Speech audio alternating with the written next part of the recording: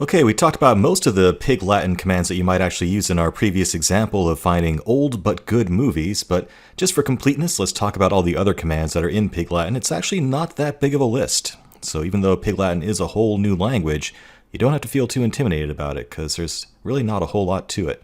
We already looked at load for loading up a bunch of data into a relation already. You can also use store if you want to write that to disk. So load is used for reading, store to writing.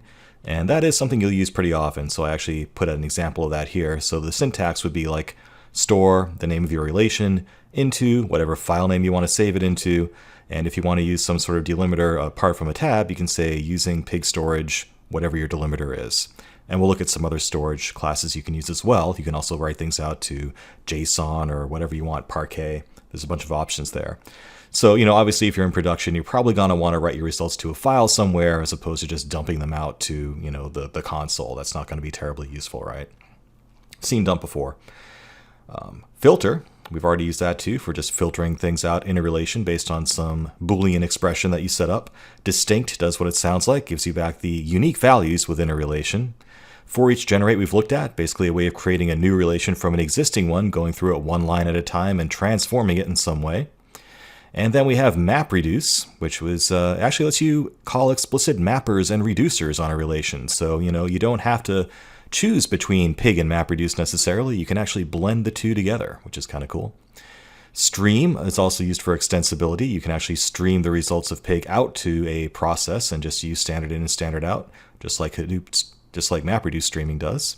And sample can be used to create a random sample from your relation. Be careful if you're doing that with a join, because obviously if you're doing random samples and then trying to join two relations together, might not work the way you expect. Now I'm kind of going through these quickly, and that's on purpose. We don't really have time to go into examples on every one of these, but I just want you to know that these functions exist and keep them in the back of your head in case you ever need them. Join we've looked at before. Cogroup is just a variation of join. So whereas join puts the resulting joined rows together into a single tuple, cogroup actually creates a separate tuple for each key, and it creates sort of this nested structure. So it's a little bit more organized than what join gives you. So you have the choice there between the two. Obviously a single tuple is going to be a little bit easier to deal with from a coding standpoint, but if you really want that structure, cogroup can give you more structured data from a join. Group we've looked at before. It's just a way of glomming together all the different values associated with a given key that you want to group by. So basically doing a reduce, right? Cross, that lets you do all the combinations between two relations. So for example, this is also called the Cartesian product. A good example of using that would be if you're creating product similarities or something like that, where you need to evaluate every product in the catalog against every other product in the catalog. You might do a cross to actually get that resulting relation of the larger matrix of every combination of products. Obviously these things can blow up quickly. Cube is even bigger. That can actually take more than two columns and do all the combinations between them as well. So not very widely used, but it's there if you need it. Order we've done, just a way to sort a relation that you have. Rank is like order, but instead of ordering it, it actually assigns a rank number to each row. So it doesn't actually change the order, but it gives you a rank for each line. Limit, this comes in handy sometimes, especially while debugging. So it's a way of just taking back the first n results from a relation. So if you're just experimenting or debugging something, you can say, limit whatever your relation name is, 100, say, to get back the first 100 rows.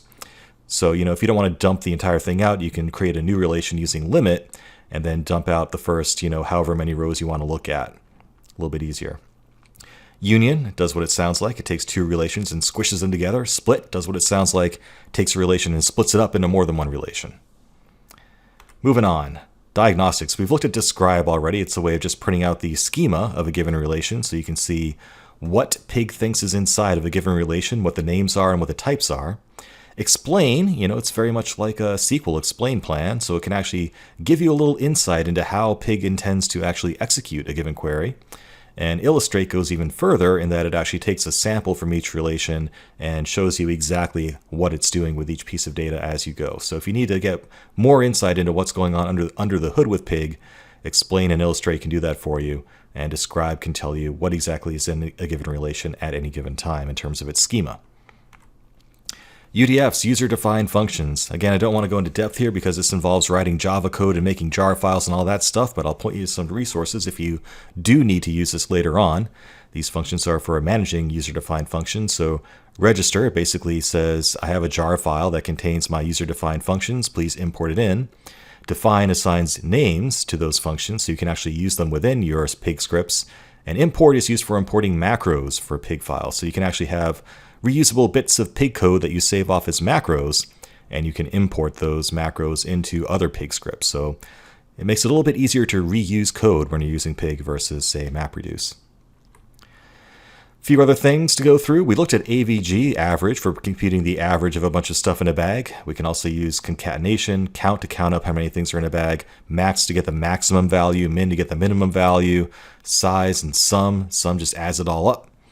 And lastly, we have different storage classes here that we can use. So we've looked at pig storage, which just uses field-based data. So this assumes that you have some sort of delimiter on each row of your input or output data, and that can be configured to be a tab or anything else that you want. Text loader is even more basic, so that just loads up one line of input data or output data per row. So you can have a row of just a big old blob of text, and then you can do what you want, kind of like what you do in MapReduce when you're doing your first mapper, right? But you can also use more structured formats like JSON.